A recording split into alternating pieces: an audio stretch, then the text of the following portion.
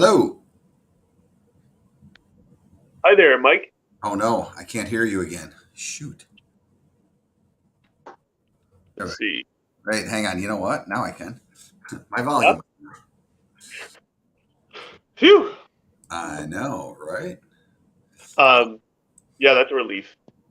Uh, cool. So are we, I assume you'll tell me, are we live right now? We are live. All right, fantastic. Well, Well, we're not. We don't. We haven't started the show officially. got it. Okay. Now's Is the there time where we more? just we chit chat a little bit. So what we do is we get the live stream going and then send out notifications to everyone so they can join in. Um, but we put out the notifications that the show really starts at noon. Cool. So no one is. What I can see here is we have no one from YouTube connected yet, but I can look on LinkedIn. Have you done a live stream before? I have not actually. I've done, I've done some like YouTube videos for, like some marketing type videos, but not live. So new to me. Well, the cool thing after this, we post this on our YouTube channel, and of course you can download it from there and use it for your marketing as well. Awesome. It's fantastic. Yeah. Um, so you said you're in Bloomington, Indiana. That's correct. Yeah. Is Yeah. that So University of Indiana's there, correct? it is. Yeah. My alma mater. Yeah. Ah, is that or is the crew, the entire team there from Indiana? It's a mix, but predominantly yes. Both founders of the company are based in Bloomington. And for anyone who's watching, I know we kind of jumped into it here, but the company I'm with is called Terran Robotics, and yes, we're based in Bloomington, Indiana. We're a construction automation company. Gotcha. Did did the entire team go to Indiana? Um, no, let's see. We have two people on the team who went to IU. The founder actually went to Washington University in St. Louis, and Okay. uh, yeah, he's kind of the technical co-founder. Zach Dweel. He did research at Intel, artificial intelligence research, and before that, he was the CTO of an energy analytics company called PlotWatt. So he spent a lot of time in the Bay Area and then came back to Indiana, mainly because he just liked Indiana and he could work remotely. And then he came up with the idea for this company a few years ago while he was in Indiana. Got it. All right. Well, I'm a Wisconsin guy. I went to Wisconsin, so we got a Awesome. Yeah. little Big Ten rivalry. Yeah, it's not a huge crowd of Midwest tech startups, so it's nice to just connect with you on that level alone. Yeah, but it's been really resurgent in probably the last 5 years and even the 10 years. I mean, there's VC funds who we've talked to who focus primarily just in the Midwest. Oh, definitely. Yeah, it's definitely growing. And close to Indianapolis is the closest big Midwest city to us, and they have definitely a growing tech scene. Salesforce has a bunch of office buildings there that they've been putting up. So yeah, it's exciting. It's an exciting time to be doing tech in the Midwest for sure. I think with construction tech or kind of like hardware in general, the Midwest has a unique advantage just because we have a lot of legacy. We have a history of heavy industry Of in the course. region. So and there are a lot of good engineers who live here. Mechanical engineers, electrical engineers, and we've been able to tap some of that talent at our company. But I know that generally speaking, that's an advantage that startups in the Midwest have if they're doing the hard tech. And Um, well, and we know that there's a lot of problems to be solved in the legacy heavy industrial type processes and companies. Definitely, yeah. Which what you're doing, even though what you're doing is a software solution at Materials Exchange, it's really exciting. I mean, it's a supply chain. It's there's so many supply chain problems that need to be solved, and it's pretty obvious that that software is a solution to a lot of those problems, Yeah. like the one you're solving with lumber. So it's really cool to see. All right. Well, let's kick this off. It is Friday, April 1st, the first day of Q2. I cannot believe that it's already a quarter of the way through the year. Um, this is the Smart Market call, and I am very excited to have on. This is going to be a unique one. We're definitely twisting it a little bit, but I thought about the conversation that we had yesterday, and there's so many applications that are ancillary to just what you guys are doing, that I think this is going to be a great call. So without further ado, let's kick this off, and I am welcoming in live Terran. I'm going to show the website. Hello. Hey, how's it going? Thanks for having me on, Mike. Very excited to be on the show today.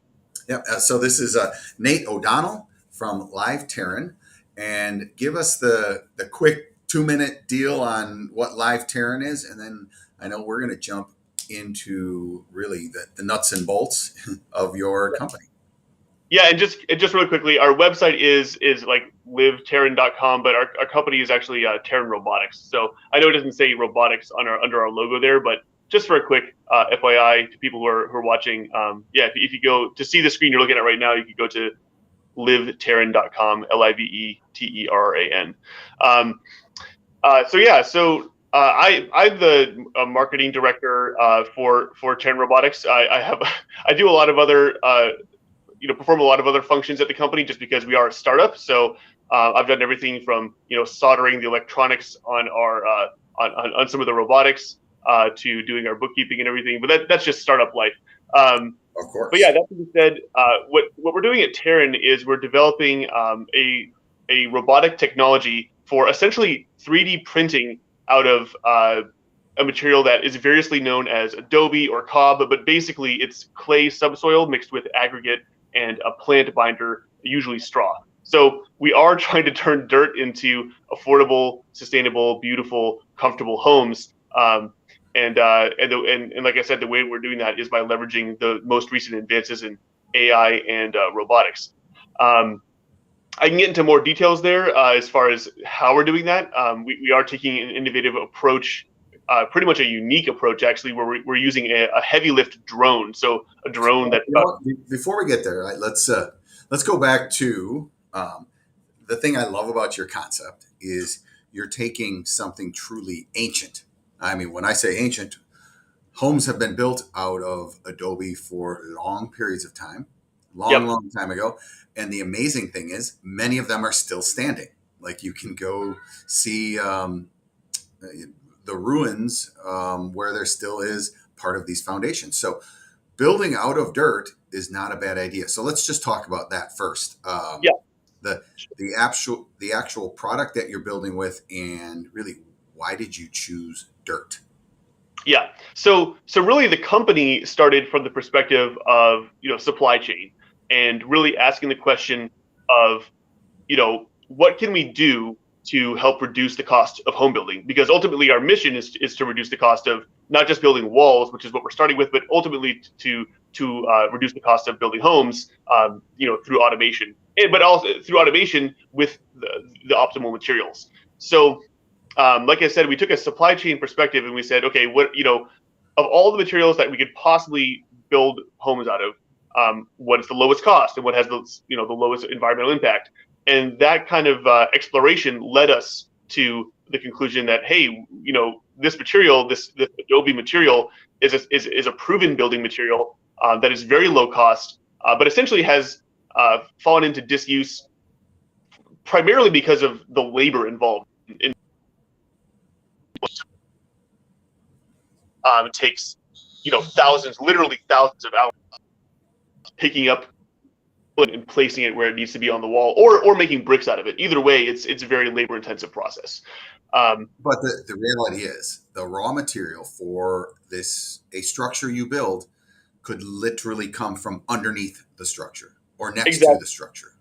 Exactly. And that is the ideal, sort of situation for building for our approach. So we don't have an exact figure on this, but we could estimate that roughly, 2/3 to 3/4 of the United States has clay subsoil that's suitable for this building method. So we could go to a construction site. We're digging the foundation, or we're digging a pond, a retention pond on a development, and we're using that soil to build the bulk of the wall. So yeah, you can see in the video here that's playing on the screen, kind of the um, showing the process, the building process. I'll get into that in a little bit here. But yeah, like that, yeah, you dig it out of the ground and then you haul it over and you start making it into the building material. That sounds pretty inexpensive. There's no doubt. yes, and I should clarify, just because I know that your audience is focused on wood, on lumber, as a building material, and I should clarify that we see ourselves as essentially coming in to relieve some of the pressure that's essentially the demand pressure that's built up in the housing market. As we all know, like the cost of construction has gone up, and the cost of housing has gone up faster than incomes have gone up for people, and there's a shortage of skilled labor. Lumber prices have been volatile. They've been spiking over the past couple of years, and so but that being said, and we kind of chatted about this yesterday, Mike. We fully anticipate that some people, not everyone's going to want a home that looks like our home, or that's built out of this material, or some people might want a home that's where the exterior walls are made of this material and the interior walls are framed, so that they can easily remodel. So I'm just kind of putting that into the conversation at the beginning, that we're aware of the fact that people want options, and we're trying to create a compelling And you're a young company, obviously. Yeah. So all right, we know you're building out of dirt. You're building out of dirt because, number one, it's inexpensive. But what are some of the other qualities of a dirt structure that may not come to mind right at the at the first thought? Yeah. So building with earth materials has a lot of kind of unique and interesting advantages. Probably the one that's most well known, and that's also pretty adds a lot of value for the homeowner, is that the walls have a high thermal mass. I mean, they're very massive, just in terms of tonnage to begin with. A typical 2,500 square foot, an average size American home. If we build all of the walls with this material, you're talking about roughly 150 tons of building material. So what that's doing is, for instance, in the winter, it'll absorb sunlight. If you have south facing windows, you can have light coming in. You can do passive solar. Sun will heat up your walls from the inside during the day, and then at night it'll release that heat. So it acts like a thermal battery. It also acts as a buffer, so to speak, against fluctuations in outdoor temperatures. So as long as you're living in a climate where your high temperature and your low temperature are above and below your set point. So for example, if you wanted your indoor temperature to be 70 degrees and the high is 90 during the day and the low is 60, then essentially the high thermal mass will act, that 90-degree heat won't penetrate all the way through your wall by nighttime, and then it'll actually dissipate that heat during the night. So ultimately, like I said, I think that the number one benefit to the end user is going to be the energy savings there. There's also a really interesting property of the material, which is that it absorbs and releases humidity in a way that it's kind of coincidental that it's optimal for human health, but it keeps indoor relative humidity between 40 and 60%, with no assistance from an HVAC system. So it just naturally regulates indoor humidity. So those are two great benefits. And then for obvious reasons, it's soundproof, virtually soundproof. Just the thickness of the walls. We're talking about walls that are 12 to 16 inches thick. And then fireproof as well. These walls will not burn.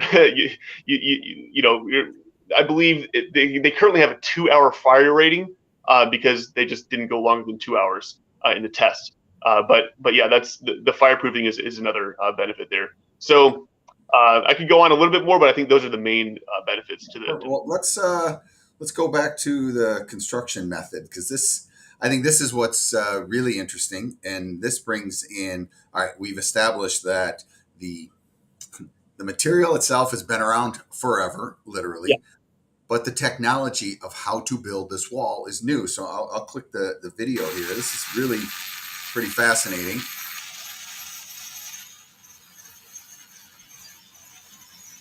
So what are we watching here? Yeah, I'll give some commentary here. So what you're seeing here, and just to kind of zoom out a little bit, um, as I mentioned, the whole problem with building with this material is that it's been very labor intensive to do so, and there's not a clear path to automating it. You can't pump it. You can't put this stuff through a pump. It's too thick. It's too it's literally dirt you dug in the ground. It has rocks in it. You can't just pump it. Even if you screened it a little bit, it has straw in it. Bottom line is, you can't pump it like concrete, and building with formwork is kind of cumbersome as well.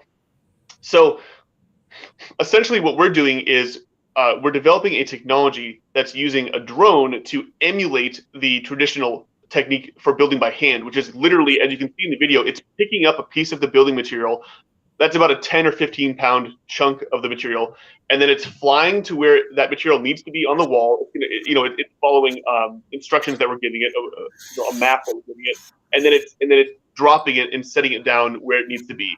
And then as the video goes on a little bit longer, you'll see that's kind of step one of the process. Step two, which we're currently developing kind of in parallel, is this using this impact hammer tool that you can see that kind of vibrates at a pretty high speed, and sort of tamps and sculpts the material into whatever desired shape you're going for. And essentially, those are the only two mechanical actions that you have to take to build these walls. This wall, obviously, in the video, it has a plaster finish. The kind of finish you put on it is really up to your preferences and how much money you want to spend. Lime plaster is going to be a more expensive finish, whereas another option is to grind it and paint it. That's a little bit less expensive.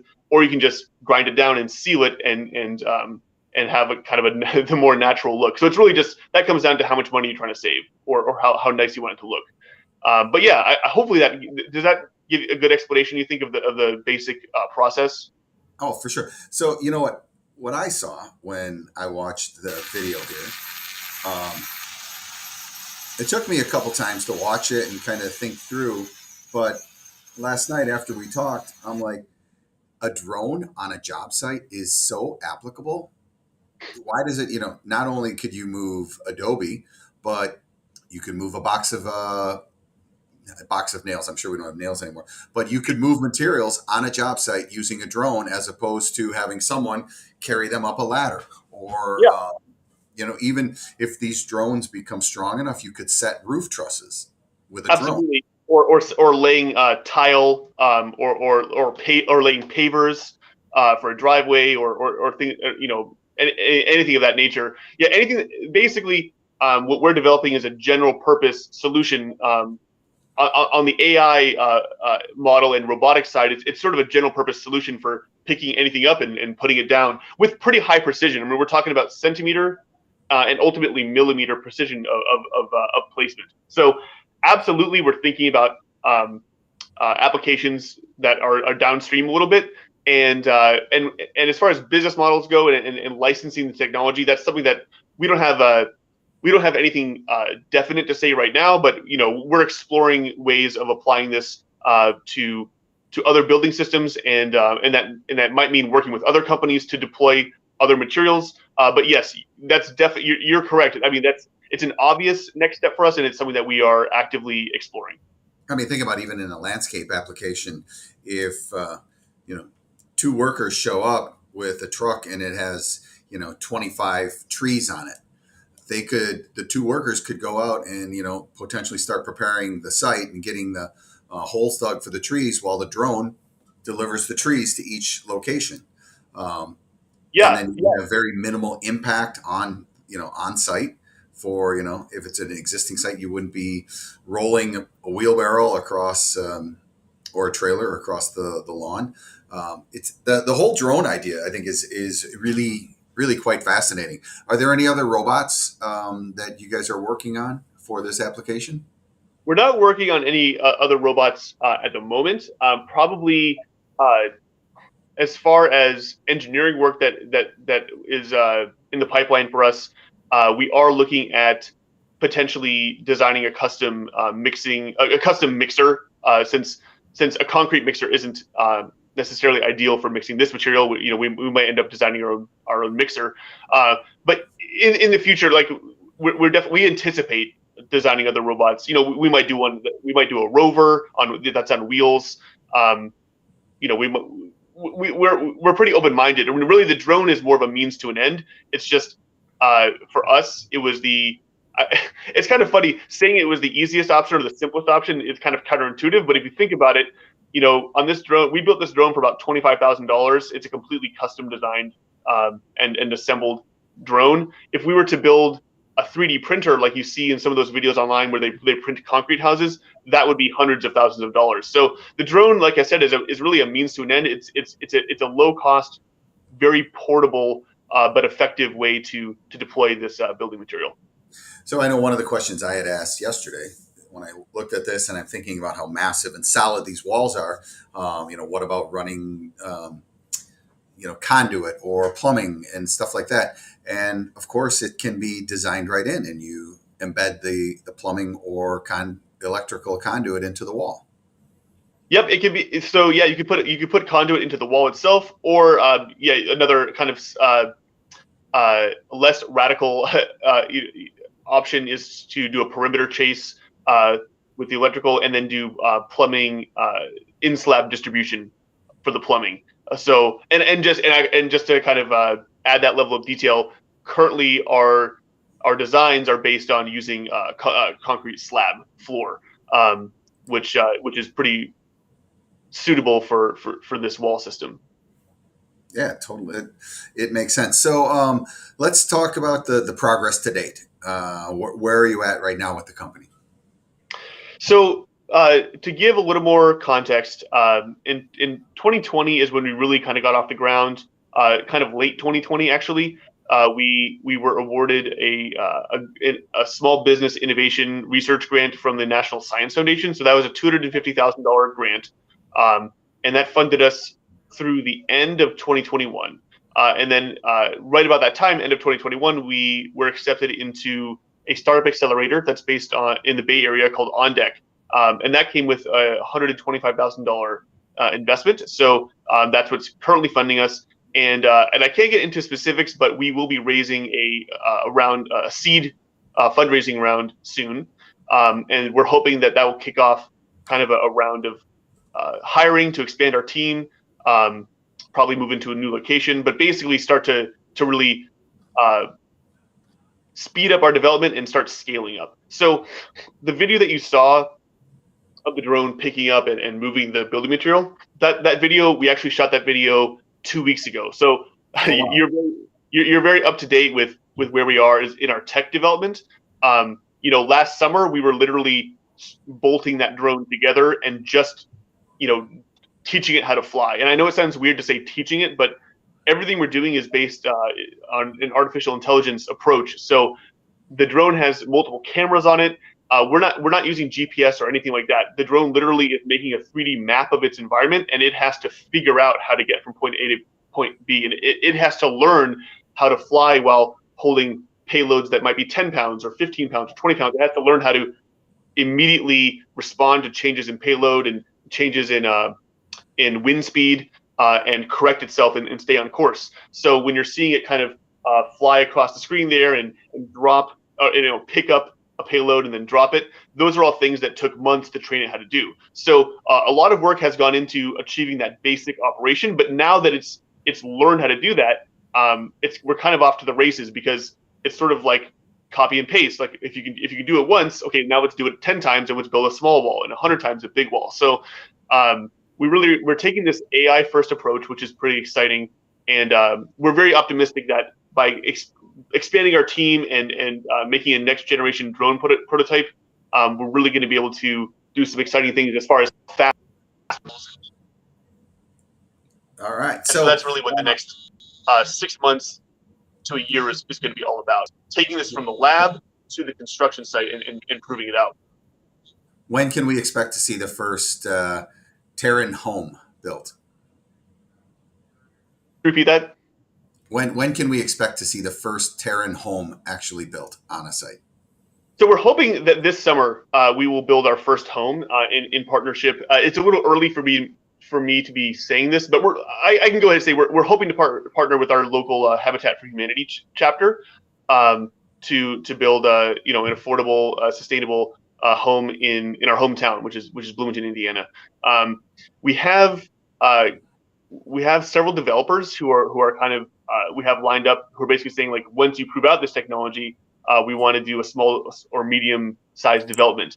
Those will likely happen in 2023. So no matter what, I can say that we'll be building a home this summer. I can't guarantee I can't tell you exactly where it'll be, but we will build at least a small home this year, and then next year we'll be building at a larger scale. That's so cool. So, I think this is such a innovative way to go old school, really ancient school is really what it should be, Yeah. and build an affordable house because we know that that's a problem that needs to be solved. Um, the labor isn't there. Sometimes we're concerned about materials. So if you can solve a problem by using something that's currently available as material and bring in some sort of robot that you don't have to teach, it's already been it's already learned what to do. I think it's a really innovative solution. So, Nate, I wish you and the team there at Terran Homes the best of luck. Definitely stay in touch with us. I'd love to see a job site with about 7 drones flying around and not crashing into each other, of course. Um, That's cool. Exactly. So no, this is great. I really appreciate it. This is definitely not the norm of what we would talk about in the lumber industry, but that's what materials exchange is here for. Materials exchange is we're changing thought processes and changing the norm and showing there's a different way to do things. And hopefully, innovation, automation will make everyone's lives better. Thanks. Well, and I appreciate you having me on today, and of course, best. We wish you the best at Materials Exchange, and yeah, there's so many exciting things happening in the construction industry, in the construction tech sector. So yeah, let's definitely stay in touch. All right, sounds good. Thanks a lot, Nate, and have a great day. Welcome to Q2 of 22. Thanks.